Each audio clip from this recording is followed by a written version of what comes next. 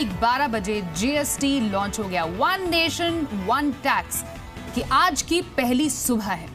आधी रात को संसद के सेंट्रल हॉल में राष्ट्रपति प्रणब मुखर्जी ने देश के सबसे बड़े टैक्स रिफॉर्म जीएसटी को लॉन्च किया और इसी के साथ देश जीएसटी मोड में स्विच हो गया है। देश की आजादी के 70 साल बाद यह सबसे बड़ा टैक्स रिफॉर्म लागू हुआ है।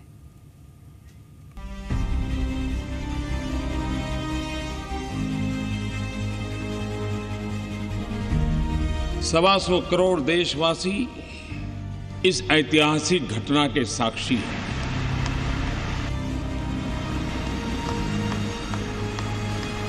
यह किसी एक सरकार की सिद्धि नहीं है, ये हम सबकी सांझी विरासत है।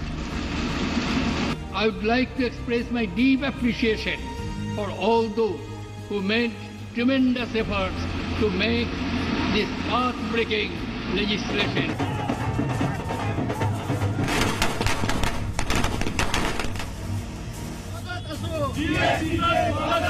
It's a journey where India will awake to limitless possibilities, to expand its economic horizons and loftier political visions.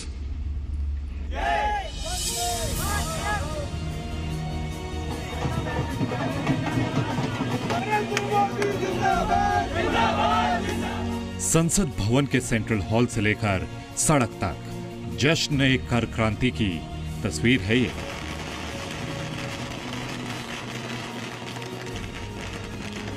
राष्ट्रपति प्रणब मुखर्जी और प्रधानमंत्री नरेंद्र मोदी ने एक बटन दबाया और हिंदुस्तान एक राष्ट्र और एक टैक्स के युग में प्रवेश कर गया। भारत के लोकतंत्र की, भारत के संघीय ढांचे की, कोऑपरेटिव फेडरलिज्म के हमारे कंसेप्ट की एक बहुत बड़ी मिसाल के रूप में आज ये अवसर हमारा आया है। बीती रात 12 बजे से पूरे देश में एक वस्तु पर एक टैक्स लगने लगा, जिसका नाम है goods and services tax. GST, good and simple tax. इस मौके पर संसद में मध्य रात्रि में स्पेशल सेशन बुलाया गया, जहां उपराष्ट्रपति हामिद अंसारी, लोकसभा स्पीकर सुमित्रा महाजन, केंद्रीय मंत्रिमंडल के सदस्य, राज्यों के वित्त मंत्री, कई राज्यों के मुख्यमंत्री, जीएसटी काउंसिल के सदस्य, सांसद और मशहूर हस्तियों की मौजूदगी में राष्ट्रपति प्रणब मुखर्जी और पीएम नरेंद्र मोदी ने जीएसटी लॉन्च किया।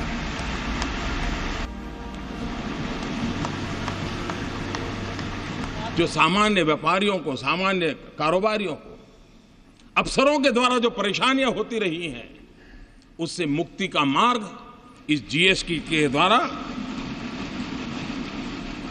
कोई ईमानदार व्यापारी बेवजह परेशान हो, वो दिन इसके साथ खत्म होने की पूरी संभावना इस जीएसटी के अंदर है। जीएसटी लागू होने से 17 अलग अलग तरह के टैक्स बीती रात से खत्म हो गए। 500 प्रकार के टैक्स कहीं न कहीं अपना रोल कर रहे थे। आज उन सब से मुक्ति पाकर के अब गंगानगर से लेकर के ईटानगर तक, लेह से लेकर के लक्षद्वीप तक one nation one tax. GST लागू होने से आधी रात से आपकी जिंदगी में टैक्स की टेंशन कुछ कम हो गई है। टैक्स का असर आपकी जिंदगी के हर पहलू पर पड़ने वाला है, क्योंकि सुबह की चाय से लेकर रात का खाना तक इसके दायरे में आ चुका है। सरकार का दावा है कि जीएसटी से किचन और रोजमर्रा की जिंदगी में इस्तेमाल होने वाले करीब 80% सामान पर टैक्स की दर 18% या उससे कम ही होंगी, जिससे रसोई से जुड़े कई सामान सस्ते हो जाएंगे। मेरे हाथ में जो अखबार है, इस पर किसी तरह का जीएसटी नहीं लगने वाला है, यानी कि ये जिस दाम में आप तक पहुंच रहा था उसी दाम में आपको मिलेगा। अब हम आते हैं पेट्रोल पंप पर। दिल्ली में लोग पेट्रोल भराने आते हैं नोएडा से ये सोचकर कि यहाँ पर पेट्रोल सस्ता मिलेगा, और बहुत लोग उम्मीद कर रहे थे कि जीएसटी लगने के बाद शायद ये व्यवस्था बदल जाएगी, नोएडा और दिल्ली का रेट समान रहेगा, लेकिन ऐसा नहीं होगा। जीरो टैक्स वाले स्लैब में दूध के आने से इसकी कीमतों में कोई बदलाव नहीं हुआ है, लेकिन 5% वाले टैक्स स्लैब में चाय, चीनी और कॉफी आ चुके हैं। अब यह समझ लीजिए कि आपकी किचन कैसे प्रभावित होने वाली है। जीएसटी में आपकी सेहत का पूरा ध्यान रखा गया है। दाल, चावल, चीनी, फल और सब्जी, इन सब को जीएसटी में टैक्स के दायरे से बाहर रखा गया है। राशन के सामान के अलावा घर में इस्तेमाल किए जाने वाले अप्लायंसेस पर भी जीएसटी का असर पड़ेगा। जीएसटी के बाद कुछ सामान महंगे हो सकते हैं।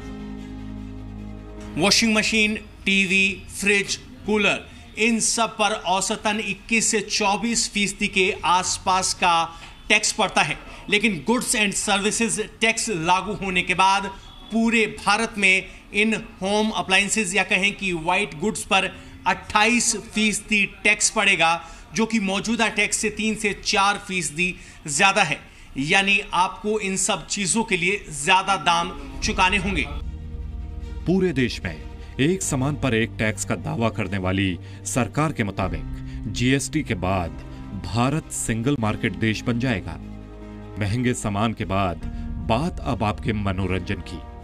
जो जीएसटी के बाद सिनेमा हॉल में फिल्म देखना आपके लिए थोड़ा सस्ता हो जाएगा।